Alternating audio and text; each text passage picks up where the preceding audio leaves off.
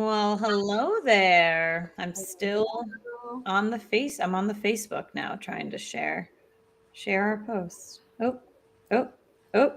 Doing this in real time for you guys. Woo!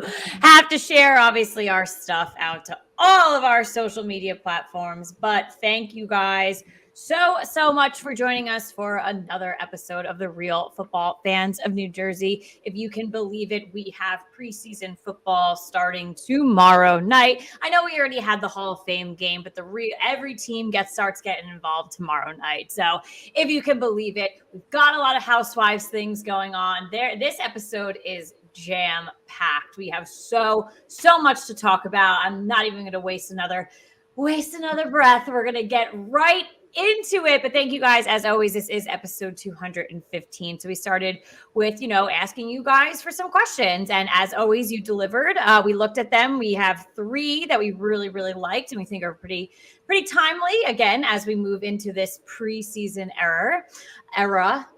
So let's go ahead and talk about preseason. So with only 3 preseason games, how do you think teams will manage playing starters? And forgive me if I'm wrong, but was it 3 last year too because of the 17? Okay, then I definitely I am blanking on how teams managed it last year, but I do think this question is interesting because I was literally actually just talking about this with my dad earlier this week. I guess in my mind I have the way I think they should do it, but I guess, what are your thoughts on this? Yeah, so when it used to be 4 games, it was always that the 3rd game was when you would see the starters get their most attention. Like you might see a starting quarterback play the first full quarter, maybe a sprinkle into the second. And then you would kind of rest guys the other 3 games, check out guys who are fighting for roster spots. I think with 3 games now, I think that second game is going to be the game for the starters. I think that's where we're going to see them have the most action. Nothing would be worse than to put in the starters in the 3rd game right before the season and have somebody be injured. And unfortunately, I mean, it always still happens. It happens all throughout training camp too, when guys go down in camp. But I have a feeling it's going to be just the second game that we're going to see starters. We might not see any starters in the 1st or 3rd. If we do, it might be a drive, literally one drive. Other than that, I think the fact that you eliminate a preseason game, and because there's so many players you have to evaluate, who your starters are. Yeah. I think you need to take the other 2 games to really evaluate who's going to get those final spots that, all the question mark players. So.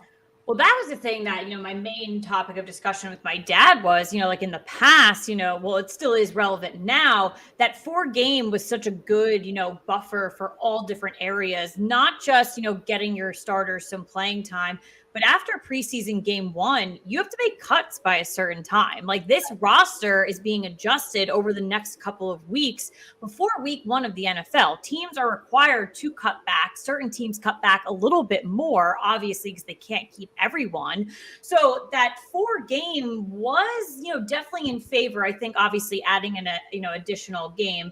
And now a lot of it's all coming back to me now by Celine Dion. I literally am seeing it now. Obviously the addition of another regular season game, pulling back on the 1 preseason. I agree with you on game 2. I guess my only thing, if I want to put my head coaching hat on, the only thing that I would probably do differently is that if we saw these players in game 3 in the past, they probably played a whole half. You probably saw them for a half, and then they were done for the night.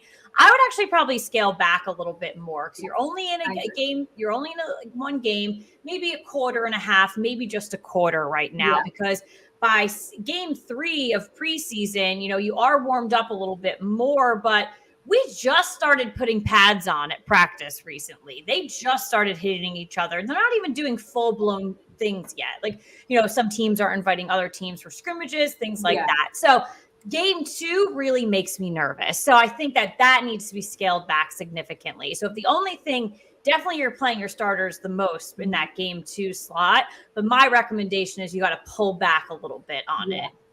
Yeah, it's tough for those guys that are on the bubble. Like having that game eliminated, a fourth game eliminated, is really tough for the guys who are on the bubble.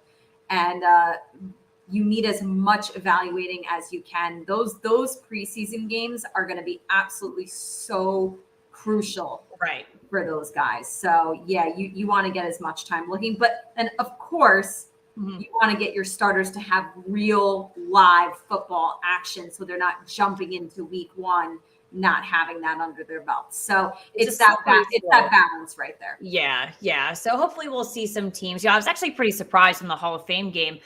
Josh Jacobs got a lot of touches for the Raiders. He was in a significant amount of that game. And, one of the top running backs in the NFL, in my opinion. I see him as a top one, You love Josh Jacobs. I'm going to tell you, I think he's gone super downhill. So yeah, I mean, listen, it's a fair argument. I can see where people are coming from. Obviously, I've got a little bit of a bias being a Bama boy, but I'm surprised with how much they gave him that night. But yeah, we're moving into it. We'll see. Obviously, we've got the Giants versus the Patriots tomorrow. So we'll see, if they're following that rule of thumb of starters in the first game getting like barely nothing. Katie and I will be done at like 7:10 tomorrow, probably. So we won't be making it much further than the 7 p.m. start. But and that's just a point of reference to people. Please don't get so gung ho and crazy about preseason games. So that's my advice for all of you.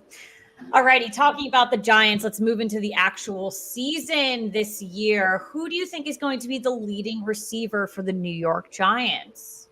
We've got a lot. And I must say, I know I just said don't get hung up, but there is a lot. It's funny because it's like, I think you can look at, the 31 other teams, and I feel like you can quickly fire off your answer. And the Giants are a puzzle. So I was basically looking at three players. I was looking at Sterling Shepard, Kadarius Toney, and Kenny Golladay. I felt like those were the three options there. I'm going to go with Kenny Golladay. And the reason I'm going with that, Sterling Shepard, he just can't play a full season. He just can't. So health concerns for Sterling. Kadarius, it's funny because I think NFL.com recently had a year two breakout article, and they were breaking down different positions, and they had Kadarius Toney on the wide receiver list. And I hope so. The commentary under it, though, was he's either going to be a draft bust or he's going to be a star. There's going to be. And honestly, I understand why they're saying it. I know. The uncertainty of who is Kadarius Toney. We haven't seen it. We don't know. It's almost like he's a rookie this year. So question mark there. Kenny Golladay, he was our big free agent signing last year, and he did not live up to the hype. But before that, he was consistently 1,000-yard receiver. I think he's definitely going to bounce back from what he did last year. And I feel like he's the most solid option. I'm going Kenny Golladay. I'm going Kenny Golladay as well. I loved that pickup for the New York Giants last year. Unfortunately, if you really pick apart our offense and the play calling and things like that, we didn't use him. We didn't use Kadarius Toney, our number one pick. And to me, that was super frustrating. It was more frustrating for Kadarius Toney. You go all in, you trade up, I thought they made a great decision with the Bears, but it worked out for us clearly this year. But I just get frustrated with going all in on someone and then never seeing that person. So that was where my frustrations were with Kenny Golladay. Then if you look at it from a monetary standpoint, we did technically on Kadarius Toney. We did go in on Kenny Golladay. So I wanted to see more. It wasn't happening. We weren't throwing it to him. He was on the field. You saw his frustration. You saw our frustration.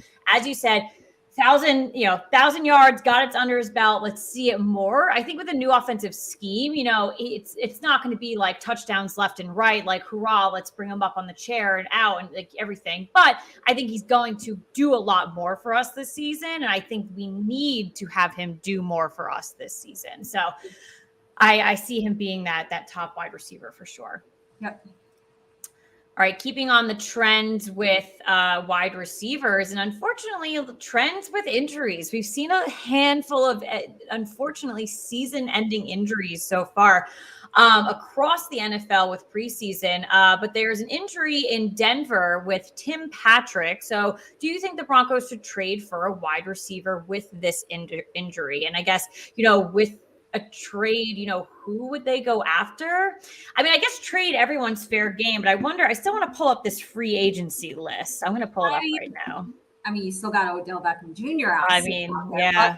But I don't think so. I think they're fine. I think they've got weapons and offensive weapons, not just at the wide receiver position, but obviously they've got two great running backs. Like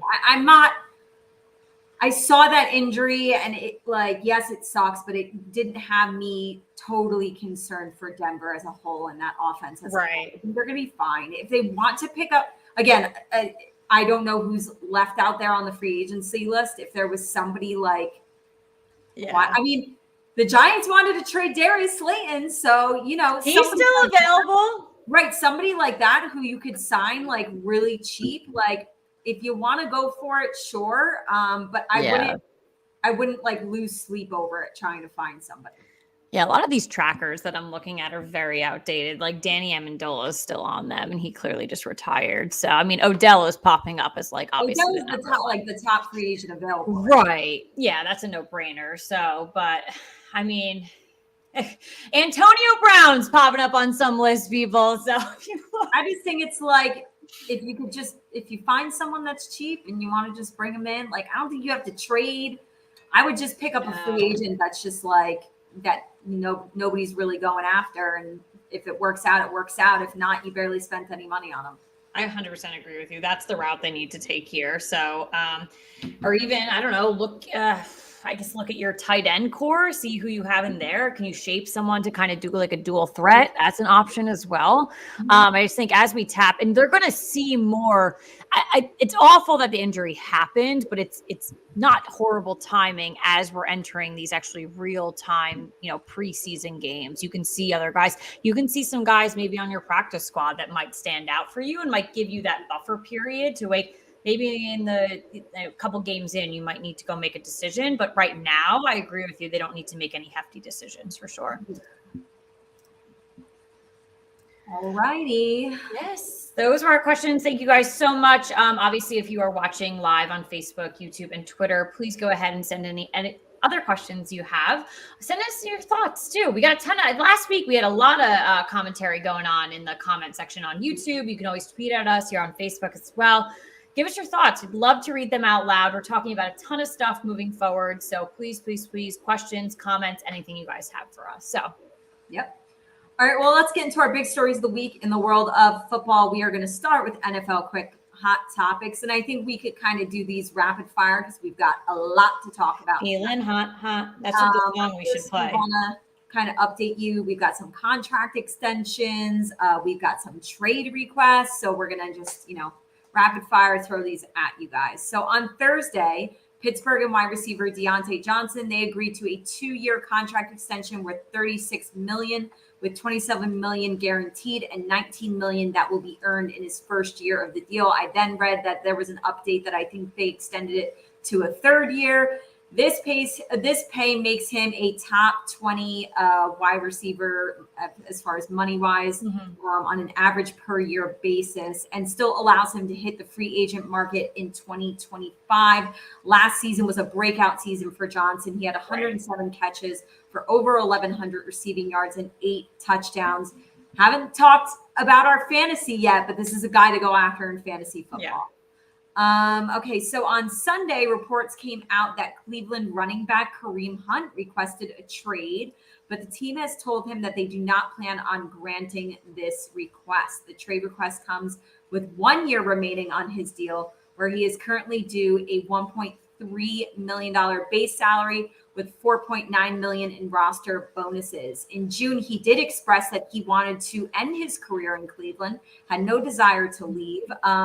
But this move of requesting a trade and kind of showing I'm unhappy, I think is just a move of him trying to get a new contract, get something going, being you're forcing my hand. It's right, I'm going to leave, give me something or I'm going to leave. Obviously he's not getting paid enough. Kareem Hunt on some other teams would be RB1. Absolutely.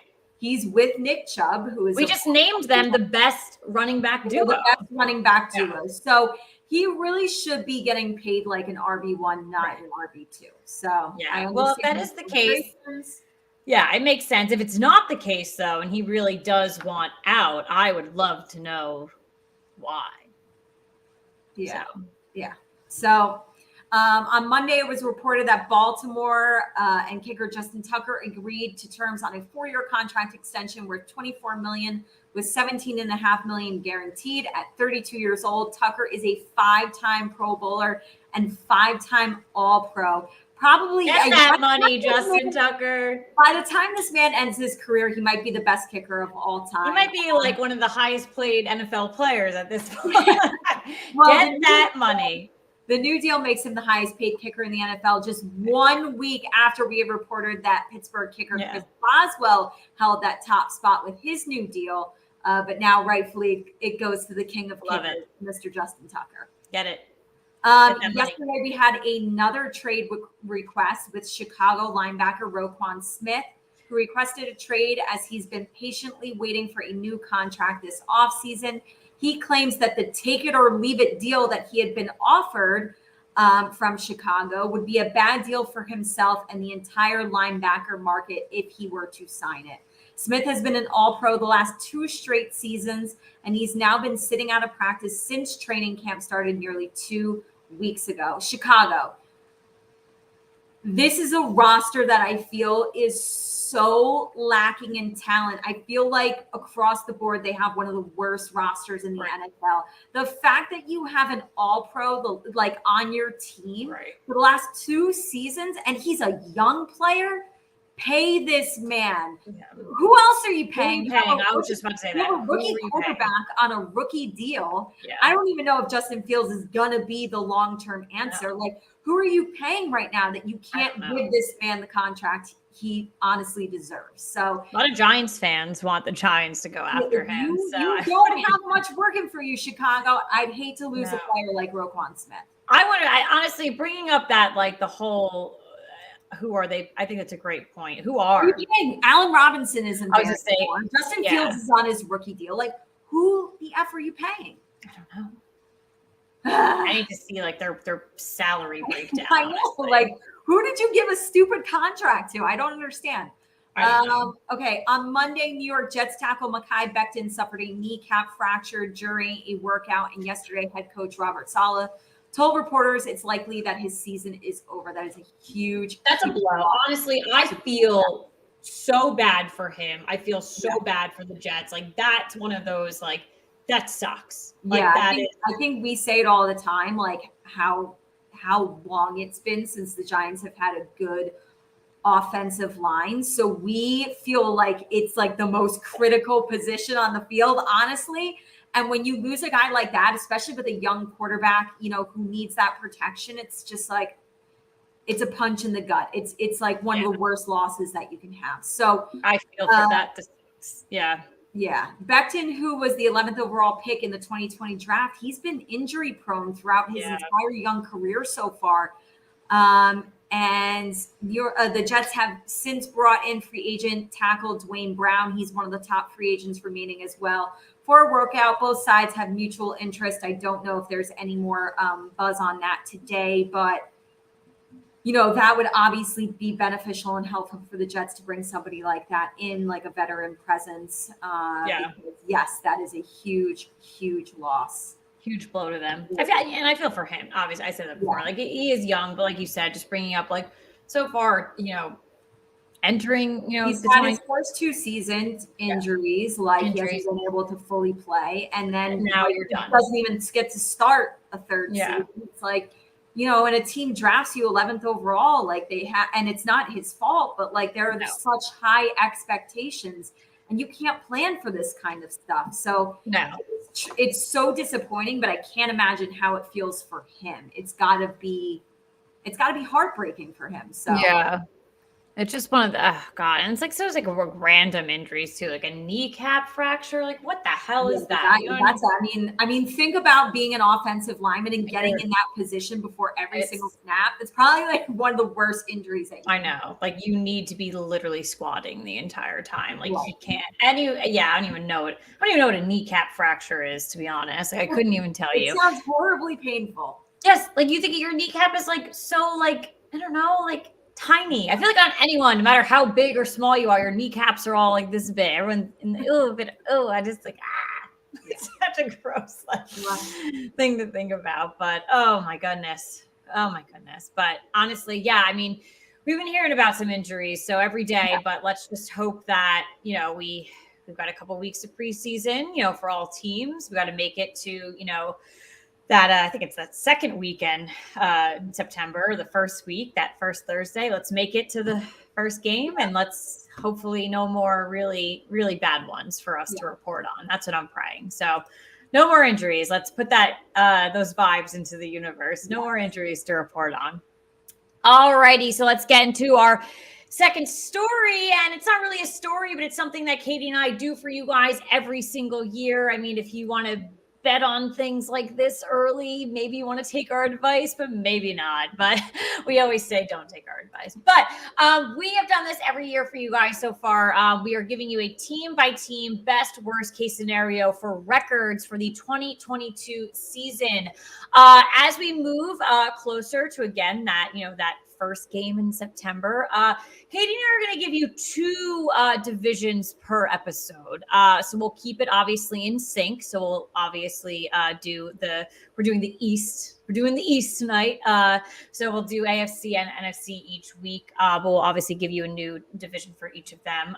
So we're going to go through each team in each division and say what we think best case scenario, what their record will be at the end of the season. And then there is always a worst case scenario, and we've seen that many times across the NFL. And as you've seen over the past couple of seasons, there's a lot of stuff that many of us could not have predicted. So sometimes it falls in between the worst and best, or best and worst case scenario. And sometimes we don't even know where these records come from. So I hope you counted correctly and made sure that you did 17 regular season games. I did. I was very, and let me just check again real quick, because now you have me like double, like I'm so weird, like putting those record combinations together, because we're so used to now I'm nervous. 6 and 10 and 10 and 6 and 8. Okay, I'm good. And now there's none of those anymore. So you know what? So I literally just had to do. I'm the worst at math, so like, please no one make fun of me. I actually don't really care.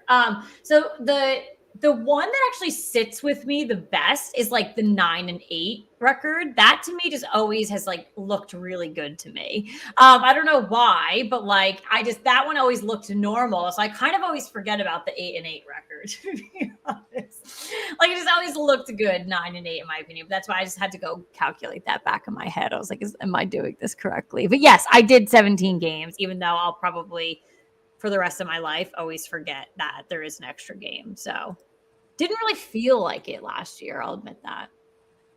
But it is what it is. All right, so tonight we are doing, as I said, we are doing the AFC East and the NFC East. So why don't we go ahead and get started, and we'll go with the AFC East to get started. We will do, obviously, it's Buffalo, Miami, New England, and the New York Jets. We will read off each team, and Katie and I will give you our best and worst case scenario. So starting with the Buffalo Bills, how do we want to do it? You want to do your best, worst, and then I'll give mine, or you want to do best, worst, worst? No, I'll do best and worst case, and then you do yours. All right, so let's go ahead, and why don't you kick us off with Buffalo? All right, so Buffalo, best case scenario, I have them going 14-3, and my worst case scenario is 11-6. I think at the very best, obviously, I think they could go 6-0 in the division at a best case scenario. But I will say that this team has a brutal first 7-game stretch of the Rams, Tennessee, Miami, Baltimore, Pittsburgh, Kansas City, and Green Bay. Buffalo is going to be tested right off the bat. We're going to see what they're made of, but at the end of the day, I still believe that they're going to be one of, if not the best team in the NFL this upcoming season. Absolutely. So I went best case scenario 13-4. That's a one up from last season, I believe. I think they finished 12-5 last year. And then worst case scenario, I'm going with 10-7. So I'm actually dipping a little bit. But really, Katie, it is a full testament to what you had just said of that really, really hard start. So that could potentially be their 7 losses, and that could be on there, but that that 10-7, for some people, that's beautiful. It's a lovely record. You want it. For the Bills, though, I know I would literally kill anyone for that. For the Bills, that is worst case scenario. So, Alrighty, let's move down to Miami. So, best worst case scenario for the Dolphins. I feel like the last couple of episodes, you and I have both been on the same page of feeling like Miami's going to be the second best team in this division. Right. So, best case scenario, I have them at 10-7. And worst case scenario, I have them at 7-10. Okay. I feel like opposite of the Bills, they have a very tough ending to their schedule. Right. So their final 6 games of the season, San Fran, the Chargers, Buffalo, Green Bay, and then they have their last 2 games are easier, but they're division games against New England and the Jets. Like division games are always hard no matter what. So that's going to be a tough end to their season. And Kate, I know you recently talked about feeling like when we were giving bold predictions last week, feeling like Miami could make the playoffs. That end stretch could either bounce them in or boot them out. So it's going to be tough. So I stuck with my bold prediction, and my bold prediction was that they were 1 game behind the Buffalo Bills. So in my best case scenario, I have them 1 game behind, and I have them at 12-5 as their best case scenario. So, and I think that it's a really great record when you look at it. And I think Miami's going to be good. But I look more towards the in-between of the best and worst case scenario. Because unfortunately, worst case scenario, I do drop them down to an 8-9 because they are one of those teams, in my opinion, where they could get a little shady and they could something could happen. Maybe Tua isn't going to live up, or unfortunately they have a great wide receiver duo. Something happens to one of them. I kind of think of those things where things don't add up to where right now it looks great for them on paper, and we are giving them high record predictions for best case scenario, but I got to drop them pretty low for worst case scenario. I think I'm with you too, is where I feel like if I had to only pick one record, I would fall in between the best. It's got to be in between, in my opinion. Realistically, I think it will definitely be there. All righty, let's move over to New England. Best worst case scenario for the Patriots. Okay, so this is one of my teams this year that I think is really going to fall off the map. Mm-hmm. And I think Mac Jones had the best rookie season for the rookie quarterbacks last year. It's really not. I'm really not even looking at Mac Jones. I'm looking at the roster in general. This is another roster that I feel like is really lacking playmakers. Mm-hmm. So best case scenario for the Patriots, I have them at 8-9. And worst case scenario, I have them at 5-12. I noted that they have a surprisingly difficult schedule. So I feel as though that's literally my note on this. They have a shockingly difficult schedule. Which in my opinion means that they really, really need to rely on getting wins within their division. I think, at the end of the day, they're capable of beating Miami. Like, they could sweep Miami. They could sweep the Jets. They're going to have to rely on those division games because outside of their division, they have very hard games, very hard games. Yeah, well, I know you had previously brought up for, Miami, their last couple games. You look at the Patriots, they're playing the Bills, the Cardinals, the Raiders, the Bengals, the Dolphins, and the Bills again to end their season. That is the end of their season. That is the whole thing is pretty brutal. That is really bad. That stretch, first of all, you're getting the Bills twice in your last 6 games. Obviously, their division, that sucks. You have to wait. And that just really, really sucks. And all these, oh my God, that is a really tough end to the season, in my opinion. So I think I went one step above you. So I went best case scenario 9-8 for them, and then worst case scenario I went 6-11. And I think I'm actually leaning more towards the worst case scenario because again, I just read you guys 6 games that I don't even know if they can even contend in my opinion. So and that's tough to say. Mm-hmm. Yep. Alrighty, let's move over to the New York Jets. What do you have for the best and worst case scenario here? So best case scenario for the Jets, I have 9-8. And their worst case scenario, I have it kind of drops off a lot. But worst case scenario, I have 4-13 because at the end of the day, they could still be like they could suck, Jets, right? I do feel like this team will improve. I felt like we have both agreed that they had the best offseason as far as the best draft, did stuff in free agency. I do believe that they have an easier schedule over the Patriots. Right. So I could see the Jets, leapfrogging the Patriots, finishing third place in the division. So best case scenario, I think this team can really improve at a 9-8 record. That would be huge for them. But at the end of the day, it's like we haven't seen the Jets. It's like the Giants. We haven't seen them good in a very long time. So it could just be the Jets. And at worst case scenario, they could be 4-13. All right. So best case scenario for the Jets for me, I'm going at 7-10. I think that's a very vast improvement for them. I think that's a good record for them to finish on. And worst case scenario, I just dropped it by 2 games. I went 6-11 because I do actually think that they can win games this year. And games is plural, but I'm going to cap it at 6, kind of doing that. So, because again, even if they do kind of fall still into that like Jet kind of like that Jet way, if you want to say, and we were allowed to say this because the Giants suck too. So, if that New York vibe of suck is still there, I still think they can actually pull off six wins. You just brought up the easier schedule. It is blatantly more easier than these other 3 teams in their division. Yeah. So I think that's definitely something to point out there for sure. Yep. All right, let's move over to the NFC East. We had to pull the Band-Aid off and do our own division right away for you guys and just see everything that's all about in the NFC East here. So let's go ahead and get into it. Let's go over to Dallas. So what is your best, worst case scenario for the Cowboys? So best case scenario, I have the Cowboys at 12-5, and the worst case scenario, I have them at 9-8. And rematch! Oh, really? That's so our first match of the evening. We haven't been off by any mean. We've been like one game off. This is our first identical match, though. We are. Yeah. So with Dallas, I think I said on a recent episode that it's like you don't want to jump to conclusions at the start of the season. Like, your early games are your early games. You haven't really settled into who you are going to be that season. But that being said, their first 2 games are going to tell us a lot about the Cowboys. They're playing the Buccaneers and the Bengals.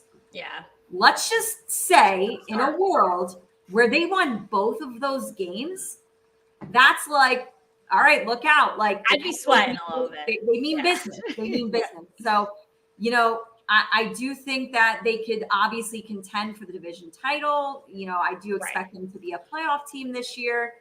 And those 2 games are going to be really fascinating to watch as a Giants fan, seeing what they're capable of in those 2 games.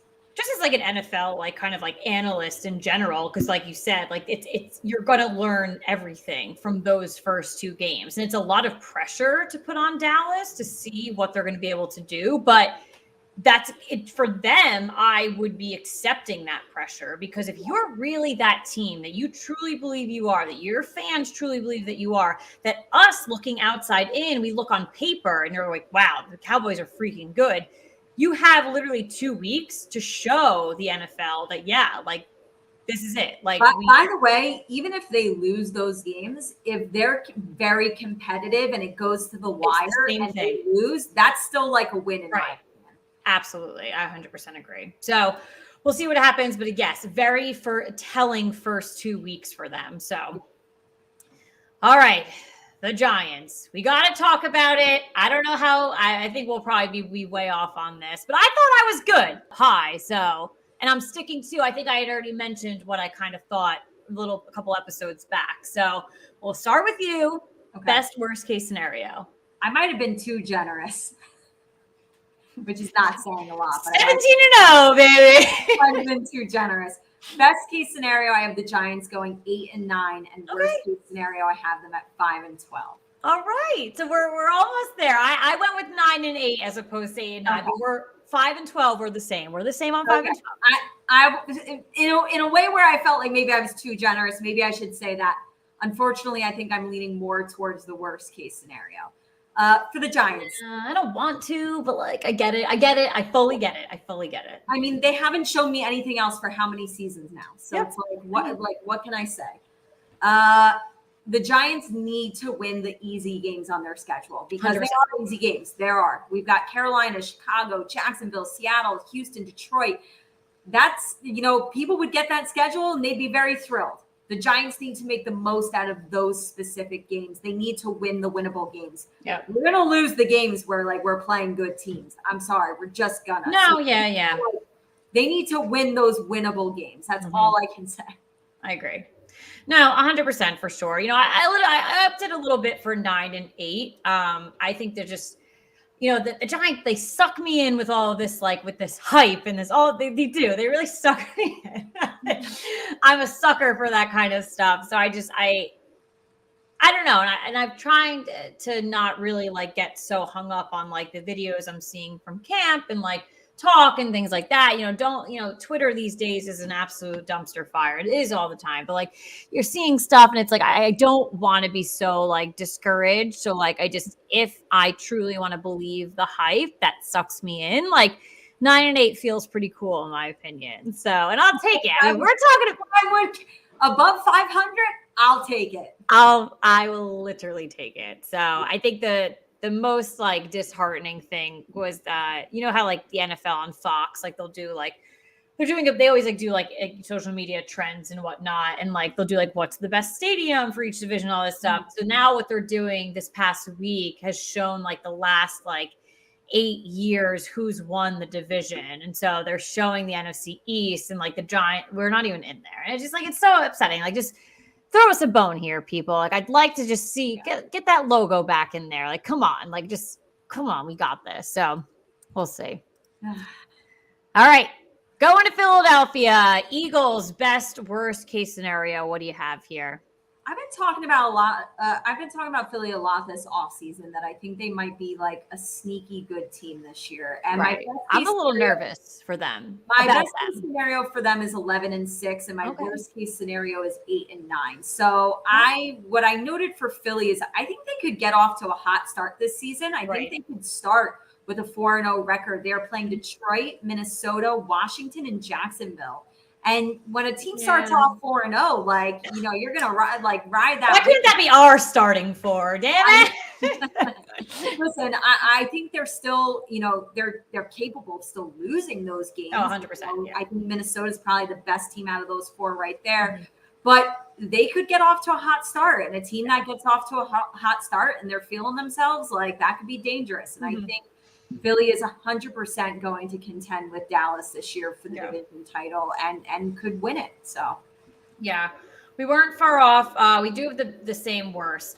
Best case scenario, though, I'm just one below you. I went 10 and 7 on best case scenario. Worst case scenario, we were the same with 8 and 9. So I think you bring up a lot of good points, and it's one of those things you want to rip your hair out. Because I said, why can't ours be that easy? Because you look at it, and it's not even just like our division that drives us crazy. We literally just rattled off all the games to you guys for the AFC East. It's so different in your division. And like there's some years where you literally just pull up and you're like, really? Like, come on, like that totally could have been in our favor. But so we'll see what happens. I 100% agree with you that, it's dangerous for Philly to get on a hot streak. And that could really push them into that division, competition with Dallas. So we kind of hope that those first 4 games, maybe they don't fall into their favor. It's as a Giants fan, it's something you'd love to see. So,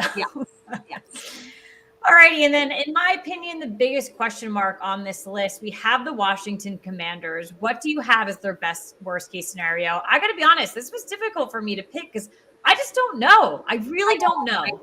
Well, it's funny because I actually have exact matching answer for Washington that I do with the Giants. So I have them best case scenario at 8 and 9, and worst case scenario, I have them at 5 and 12. Mm-hmm. And like the Giants, I noted that they need to win their easy games. They're playing Jacksonville, Detroit, Houston, Atlanta. Like they're in a very similar situation to the Giants. And not only do they need to win their easy games, like I said, for the Giants and for them, but they need to squeak out some of these games against each other. I think that if Washington and the Giants could potentially, like, in their, 2-game matchup against Dallas and 2-game matchup against Philly, if they could get one win that, like, against Dallas and one win against Philly, that's huge. That would be really big. But I feel like they're just in the same boat as the Giants. I really do. Yeah. So I'm actually just like one. Well, I'm one below and one up. So best case scenario, I dropped it one below from the Giants. I went 8 and 9 best case scenario for them. And then I just upped it further worst case scenario. I just gave them one more win in the 6 and 11 column because they are, I just feel like, and I go back to what NFL on Fox had posted, like, their Washington was just wildly in there for so many years. And they are that team that, like, the NFC East, like, will suck or, like, it's kind of a little competitive. And then, like, Washington will randomly just run away with it at the end. Out of nowhere. They're the team that nobody's ever worried about over the years. And then they just. And I'm, like, still not worried about them. And I'm like, why am I jinxing it again for all of us for the rest of this division? Probably. Maybe. It's probably been us the last 4 years freaking being like, ooh, boo, Washington. And they're like, they're shadily good, but, like, I don't know. So that's why, like, I just gave them a little bit more from the worst case scenario. But 6 and 11, I don't know. So, but yeah. All right. So just blew through 2 divisions. There was a lot, obviously. What is interesting the most, and as we brought up, going through, really looking at people's schedules, when the schedule release comes out, I think people get hyped about it. I think people try to analyze it, but sitting down like a month or 2 later and doing it again, you're like, oh, like, well, like, really, really analyzing a little bit more when all, like, kind of the hype is gone when it gets released. Like, yeah, like, we really need to look at all of these games that are happening and interdivision, kind of craziness that goes on with who has the tougher schedule. So with that being said, obviously, like you said, we're going to be giving you the 2 divisions each week leading up to the season. But right before the season, we also give you our early playoff predictions. So we do pick our division winners. We do pick, our playoff teams and our conference championship teams and our Super Bowl teams. So we are giving you record predictions here, but we are also going to force our hand and have to pick division winners right before the season starts. So keep that in mind as well. Absolutely. But let's get into our big and only necessary story for the world of Housewives. We are, of course, unless you're literally living under, even if you don't watch Housewives, you know that this happens. It's everywhere. It is all over social media. Teresa and Louie are officially married, Real Housewives of New Jersey royalty, the king and queen. On Saturday, Teresa and Louie were married in front of 220 guests at the Park Chateau in East Brunswick. I was just at a wedding there, by the way. I was just at a wedding there, by the way. Yeah, you know what? I feel like I've been to every single New Jersey wedding venue under the sun. I have not yet been there, but I obviously very nice. It's a very popular venue. Very nice. Yeah. So yeah, they got married in front of many housewives, including New Jersey co-stars Jennifer Aiden, who was a bridesmaid, Dolores Catania, who was a bridesmaid, Margaret Josephs and Teresa have made up. She was at the wedding. And as well as Jackie Goldschneider. Plus, very surprised about that. Very surprised about the two of them. Very it's good. I'm happy. Right.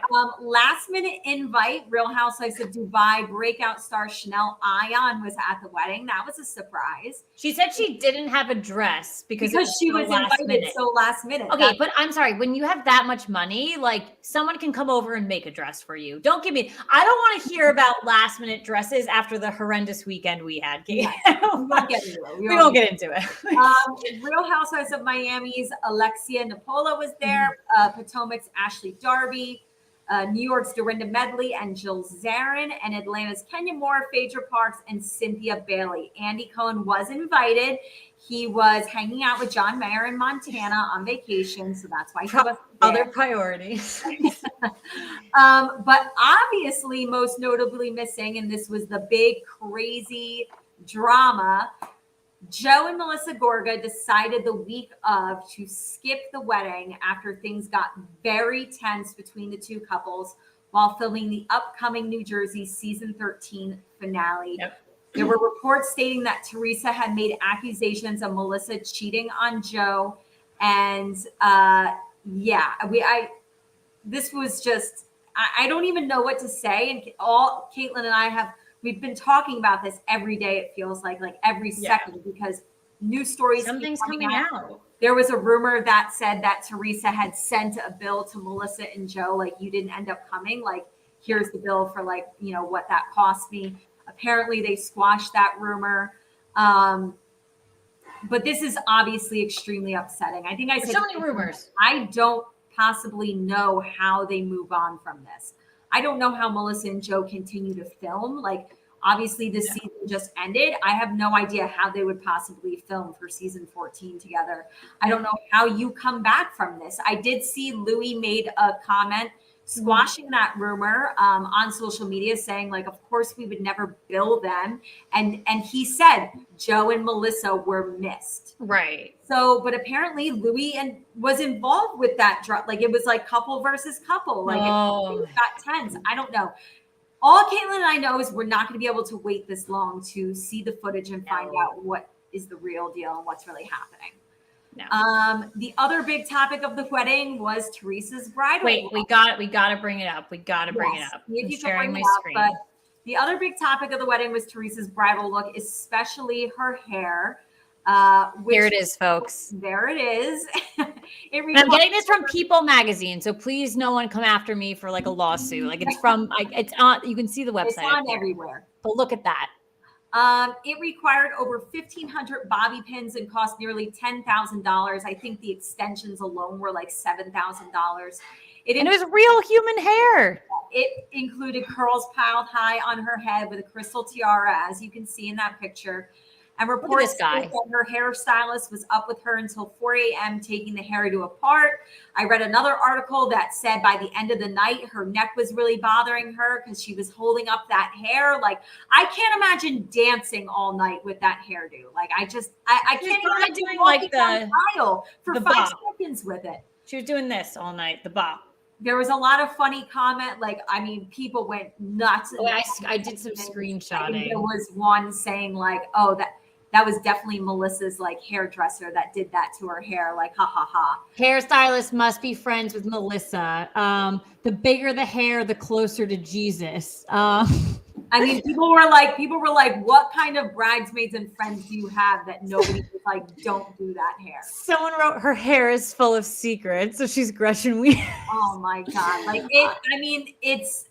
what's upsetting is like Teresa's a beautiful woman. I know. And she could have looked amazing. And all that was a gigantic beehive of a distraction on top of her head. Katie, all I have to say is the funniest thing I saw was you had sent me that meme, and I wish I could pull it up. Evolution of the Pokemon. Oh my God. So it was. Teresa got married to Joe Giudice, obviously 100 years ago. Then they had their vow renewal where she did a full bridal gown and hair, and then obviously got married to Louie. Like, and you literally just see her hair getting bigger and bigger. In each one she has a tiara. In each one her hair gets bigger. I got Katie. I like Pokemon evolution. Peed my pants when you sent me that. Like, that was literally like the Charizard, like literally the evolution. Yeah. Like, I literally could deny. There's been some funny stuff out there. That was the funniest thing I've seen because it's spot on. It's spot on. Like, oh my God, that hair. She also had a unique Mark Zanino Atelier blush mermaid gown with a train over 100 inches with long white beaded evening gloves that matched. Her veil included the phrase. I hated the gloves. I'm not a glove. I'm not a glove person, so I can actually say for not being a glove person and feeling that like that never looks good. I didn't hate it. I was so distracted by everything else that the gloves really didn't matter. But just a lot. Her veil included the phrase "Sempre Insieme," which means always together. That is a tribute to her family, specifically her parents.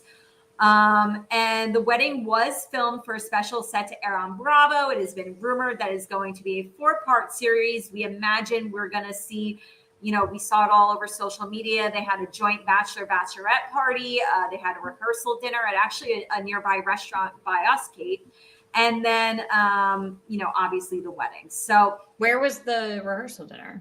High Lawn Pavilion in West Orange. Oh, yes. I knew that. Yes. I knew that. So, all I can say is we just rattled off a lot. There's so much to talk about. I feel like I honestly feel like every week we're going to be on the Real Football Fans of New Jersey, probably still talking about it and uncovering new facts about the wedding of the century. It was it was hands down the housewives wedding of the century, probably the New Jersey wedding of the century. Probably New Jersey, it was the ultimate wedding for them. It was a very, very, very big deal. It was huge. So much because it actually was all happening in real time while Caitlin and I were at a wedding together. We were not, we'll have to, debunk the rumors. We were not at Teresa's wedding. We were at a wedding though. Yes, so I did. When we posted, we did say whose wedding we were at. So I was going to say, we were not there. We did. Interesting that Ramona was no longer, on that list, of people who were attending. Obviously, there was that big drama with Ramona leaking their invitation, which, by the way, still same wedding date, still same venue. Like, I think they just had to take down their wedding website. That was a huge deal. Oh, my God. People RSVP'd through the website. I was about to. You could have RSVP'd as Ramona and showed up. I know. So we could have gone. You know what? I don't think anyone would have stopped us, Katie. I got to say that. I don't think. I'm actually surprised it was 220 people. I would have thought it would have been like 500. It looked like 500 people. Like the videos and like everything like that. Like I was a little sad that Ramona didn't go because she would have like live streamed the event probably. But there was so much content. Like we're still consuming it. Like you said, there's still so much coming out. But like that night and like that, and we had to consume it the next day because we were at a wedding, obviously. So we were not on our phones. We did take a brief 5 minutes to go over Teresa's hair. We definitely did talk about that live at our own wedding. But the next day was that whole consumption. So it was perfect though, because we were probably both couch potatoes on that Sunday. So it was just like, all right, give me everything. Yeah. So we're going to be just like living vicariously through this wedding, like for a really long time. And people get ready because I know there's going to be more to talk about. I know that only more things are going to come out especially about Joe and Melissa and Teresa.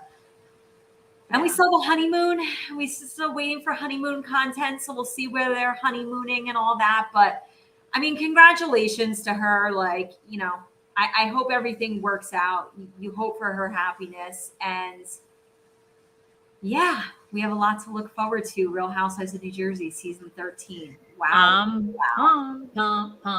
We got a lot. We also have a lot of football content still because our game, this is a good one. Yeah. We are playing a game tonight called the best of the best and the lowest of the low. So yesterday, NFL.com's Dan Henzuz, sorry, I can't pronounce it, came out with his preseason power ranking. So we're going to take a look at his list while we pick and compare our top 10 teams in order and our bottom 10 teams, bottom 5 teams also in order. And obviously, as this is again, we have one of our first, our set of preseason games tomorrow as we get closer to the 2022 season. So, yeah. So let's go ahead and do it. Let's do our top 10 first. So why don't we go, and this is me getting all of my stuff in order right here as I look at all my documents. So why don't we go, we're going to go top 10. We'll do 1 through 10, and I have 1 obviously being the best. So do you want to do 10 to 1? We'll do 10 to 1. All right, let's do 10 to 1. So we will. And we got Dan's list for comparison, so we'll add in his as well. We do. So I'm going to actually pull up Dan's list over here. Oof, it's bright. Give me 1 second. I have it too, by the way. So yeah, no, it's fine. I can look to both screens here. Okay, now I know I did not look at his list before and now I'm like, shit, I'm like very concerned now. I think his list was a little weird, but okay, maybe I'm not. This is why when we do these games, I don't look at other people's stuff because then I get self-conscious and I'm like, oh my God. And now I'm looking at his list and I'm a little self-conscious, to be honest. No, I'm different from his list. I'm feeling pretty confident about his bottom 5 though, because we'll see. We'll go over. We'll show you. Okay, so let's start with number 10. So we're doing our top 10 teams. These are the best 10 teams in the NFL. Number 10, do you want to read his first or? Read his. He went with the Baltimore Ravens. Katie, who did you go with? I went with someone that Dan left off his list. I'm giving the 10 spot to one of my I have 2 dark horse teams this year. This is one of them. I went with the Indianapolis Colts. All right. And I went with the Los Angeles Chargers at the number 10 spot here. So I do, you know what? I did really look at the Colts were, what I did for this game, which was so interesting, is kind of like, you just kind of like word vomit on a Word document. Like that's what I did. I was like, let me throw out all of these teams in my head that I'm thinking like really good, all this stuff.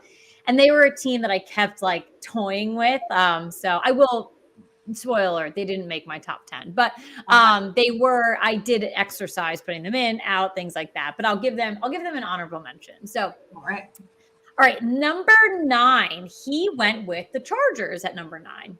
Yeah, number 9, I'm going with his number 10 team. I'm going with Baltimore Ravens. All right. And I am going with the Dallas Cowboys at number. Ooh, okay. I know it was kind of like a spoiler alert. I do not have any NFC East teams in my top 10. So. I really honestly only thought that the Cowboys were, and I based a lot of it off records from last season. I based a lot of it off current rosters. I really kind of dove into a lot of things. So I didn't want to put them in there, but there was like a little like thing on my shoulder and it was like, you better put them in there. So I did. All right. Number 8, Dan is going with the Denver Broncos. Which that surprised me. Surprised me. Thrown.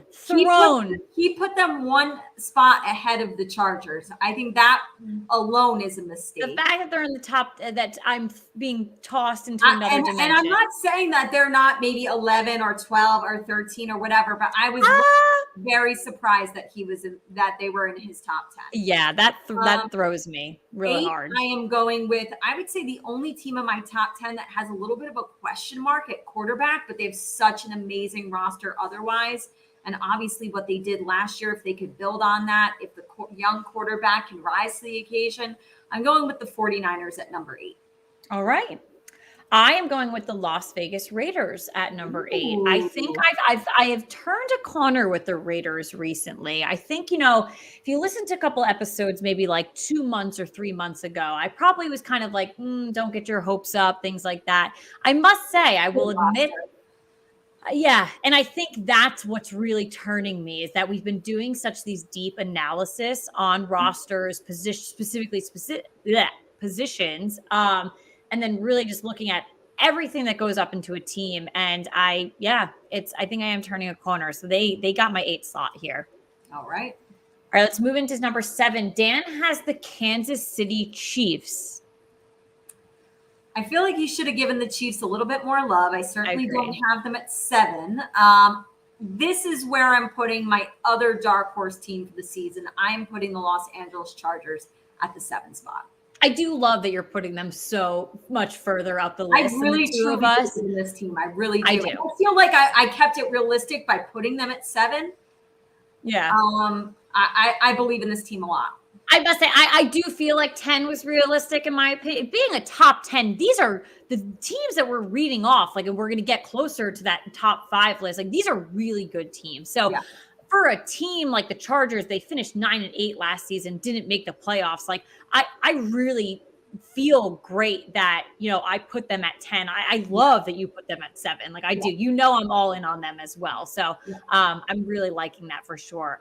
My 7 is the Arizona Cardinals. They are a question mark for me, but again, analyzing, potential weapons they may have, Kyler Miller is always a question mark for me, but looking back on, last year, just, the record overall, I know the second half of the season wasn't great. I don't know. I still definitely kind of question it. Like again, like I told you, like I had the Colts in here and I kind of picked them out, put them at, they probably would have been a team I kind of swapped and looked at, but at the end of the day, I did put them in at the 7 position.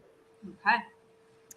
Alrighty. Number 6, Dan has the Green Bay Packers at number 6. Who do you have? I'm going with the reigning AFC champions. I'm going with the Cincinnati Bengals at 6. So did I. Our first similar, not across the board, but we did match up on this one. So I do have the Bengals at 6 as well. All righty, moving into the 5. So we're getting into our top 5 teams now. Dan has the Cincinnati Bengals at number 5. Yeah. Who do you have? So I flipped 5 and 6 with Dan. I have the Green Bay Packers at the 5 spot. All right. And I am going with the Buffalo Bills at number 5. So I know. What? I know. I got to hear your top 4. I'm actually stunned that you have them at 5. Because you know what? They disappoint me year after year. I'm stunned. I can't believe this just shocked me. But they're disappointed. They've disappointed me over year after year. I'm tired of picking them to win the Super Bowl and them not doing it. So we'll see. No, I'm very confident with that pick at number 5. So I think it's good. Okay. All right, number 4, Dan has the San Francisco 49ers. That was really shocking. That's because Dan Hansis is all in on Trey Lance when it's like, that's a huge question mark. We have no idea what's going to happen. Number 4, I'm going with old reliable. I'm going with the Tampa Bay Buccaneers. Yep. I think that's a good pick for sure. I put Green Bay in my fourth position. Okay.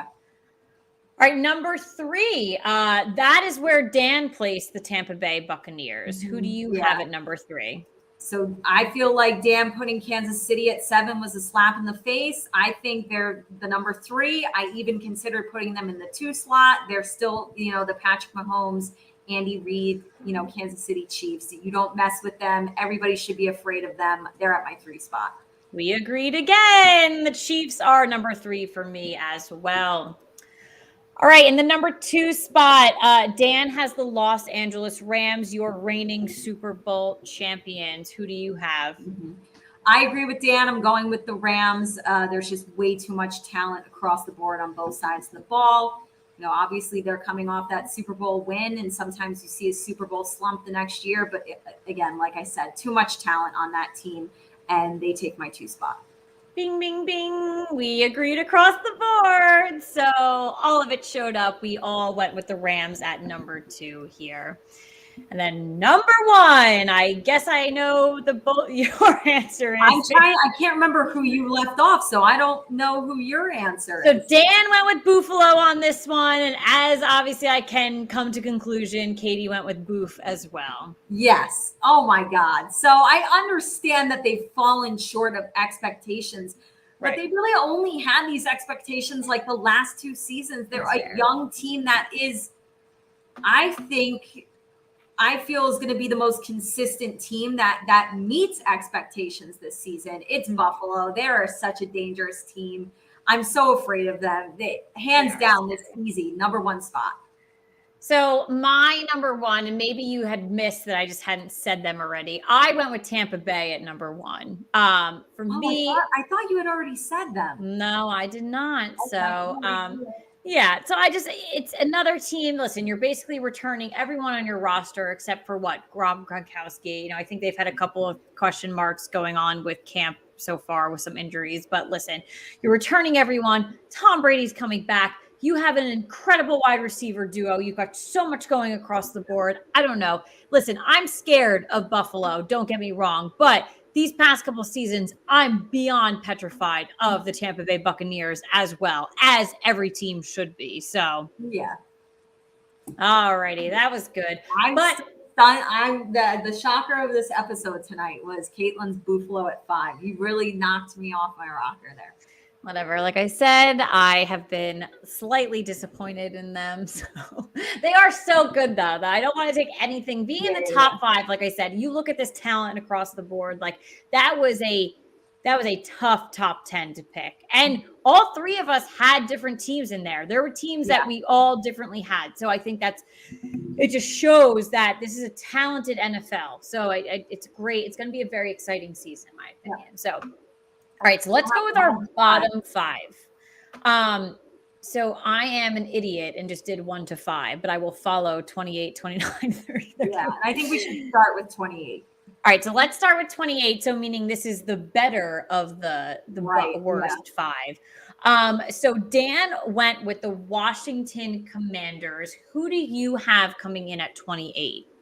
28, I am going with the Jacksonville Jaguars.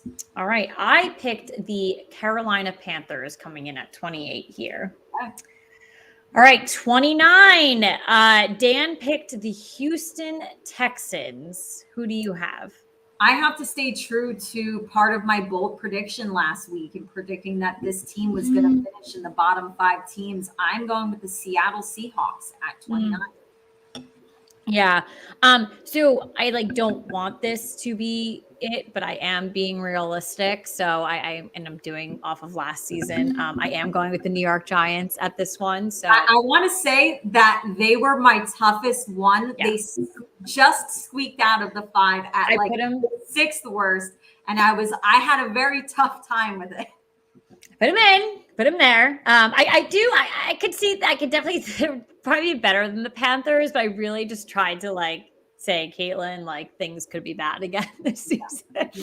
So I put them in at that number 29. Kills me, but it did when I put, the Cowboys at number 9. So very much the same type of pain there, but it happens. All right. So number 30, that is where Dan is putting the Jacksonville Jaguars. Who did you have at 30? I'm going with the Atlanta Falcons at 30. The Falcons are actually a team that stayed out of my bottom 5. Because you included their division rival Carolina, and Carolina is not in my bottom 5. They just squeaked out too. Yep. And I think the Falcons is very much that squeak. It could be a 6, 7, 8 kind of for me there. I'm going with the New York Jets at this position. Wow. So I know. The Jets are not in my bottom 5. I have a little bit of hope for the Jets. I know. Not to be good, but to be better than the bottom 5. Right. No. Yep. That's fair.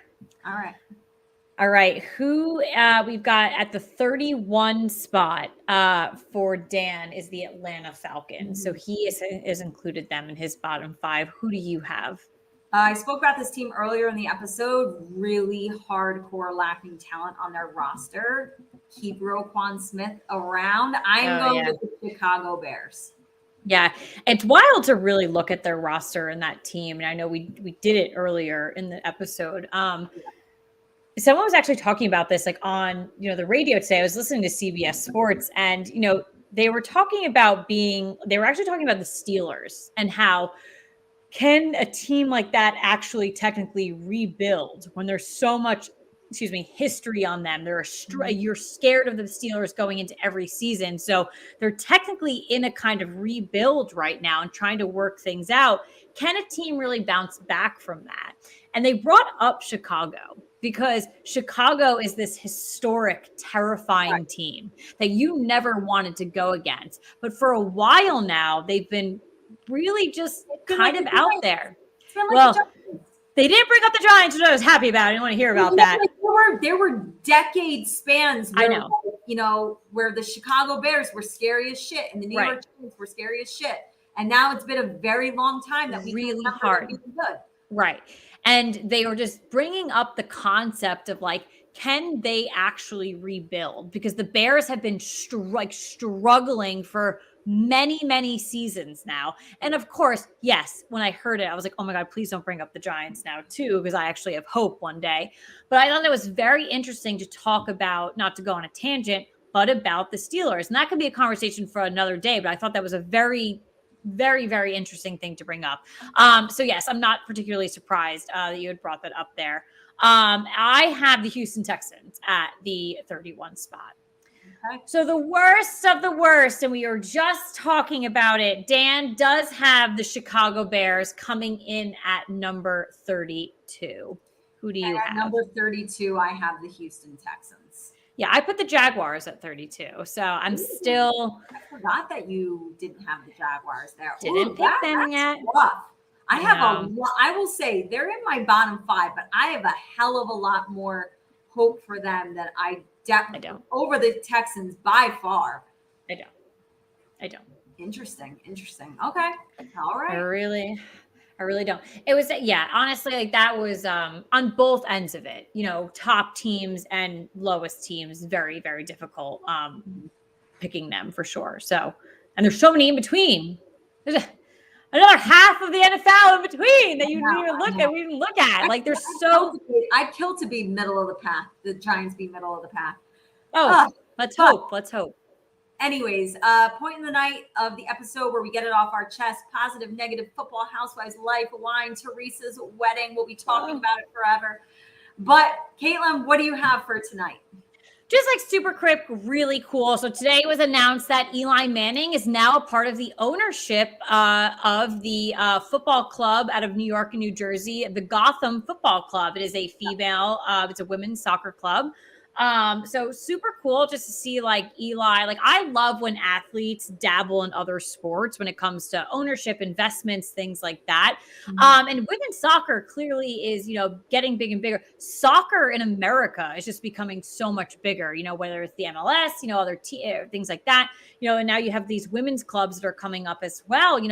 Every time we go to the Olympics or the World Cup, our women's team is phenomenal. So as actually now to see them like uprising and like the teams that they're playing on a daily basis, like I love that. So very, very cool. Eli has 3 daughters. I'm so excited for him to invest in this organization, to get out there, seeing him, today, all the pictures, the videos posting with all the women athletes. Like it was just really cool to see. So, and also it just proves that he's probably staying in the New York, New Jersey area for a very long time. So I just love that, across the board. Again, the main points like investing in women's sports, athletes dabbling in other sports. I love that there's interest where, they can cross over and doing things like that. And then good for Eli. Maybe my bold prediction won't come true now that he'll become a coach for the Giants. He's got some other priorities, but good for him taking on this, ownership opportunity for him. And I think that he'll be able to do a lot of stuff, for that organization. So I'm really just cool. It's really cool to see. So. Yeah, absolutely. My get it off my chest. I caught last night the first episode of HBO's Hard Knocks. It is the Detroit Lions. They will be doing a mid-season one with the Arizona Cardinals. I think that one's going to be really fascinating. Yeah. Last year was the first time they did an in-season one, and they did the Colts, and it just happened that their story that was going on through mid-season, like starting off really slow and then getting really hot, like was a really interesting one. Right. But right now we're looking at the Detroit Lions, and I think a lot of people would be like, snooze fest. But honestly, episode 1 was good.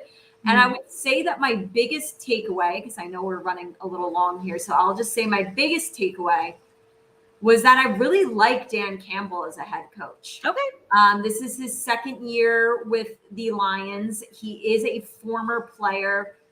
And the reason I like him is because I just feel like if I was a player, he's a coach that I would like to play for. He just reminds me of a player's coach. He's a guy's guy. Like he's like their coach, but also their friend. Like he is younger. They have the one clip where they're doing up and downs, which are almost kind of like burpees, but up and downs are like football moves. And they're very exhausting. And there was a scene where Dan Campbell was like, I'm going to do it with my players. And he did like 40 of them in a row. Yeah. And they showed every rep in the episode. And I'm sitting there laying in bed, like I'm breaking a sweat. I'm exhausted. Like, and to see him just be like, yeah, I'm going to get down with you guys. Like, we're going to do this together. Like I like him. And I feel like, unfortunately, if Detroit, they only had 3 wins last year. And I feel like they don't have a lot of wins in the win column this year. Coaches, whether players like them or not, they need to produce. I hope the Lions can get some wins for him, because I think this is a good match with Dan Campbell and the Detroit Lions. And I think he seems like an excellent head coach that you'd want to see stick around. So I'll probably continue to watch it. But episode 1, very good so far. Yeah, I had to catch it for sure. And I'm interested in definitely catching it. So it's just a little late for my liking on Tuesday night. It's already on demand. Got to catch it on demand for sure. Well, thank you guys so much for joining us for this episode of The Real Football Fans in New Jersey. We want to remind you to not miss that The Real Housewives of Beverly Hills is on Wednesdays at 8 p.m. Eastern. The Real Housewives of Dubai is on at 9 p.m. Eastern on Wednesdays. Atlanta is on Sundays at 8 p.m. Eastern. We are moving into NFL preseason week 1. We have games from Thursday to Sunday. I know we posted on our Instagram story the schedule, but we'll probably post it again across our social media platforms. But just be aware when your team is playing. But if you want to catch some other action for sure, again, games Thursday through Sunday. Hard Knocks, like Katie just mentioned, is on Tuesdays at 10 p.m., but it goes on demand right away, so you can always watch it the next day or a couple days later.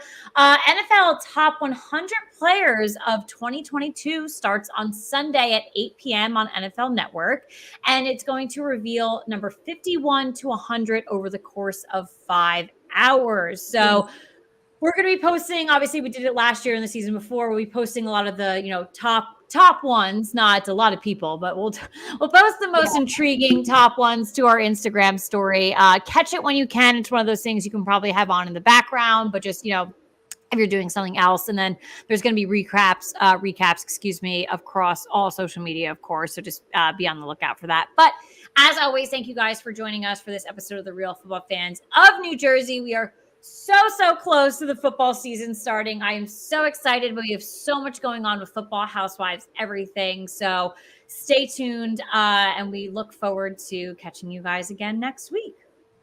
Good night. Good night.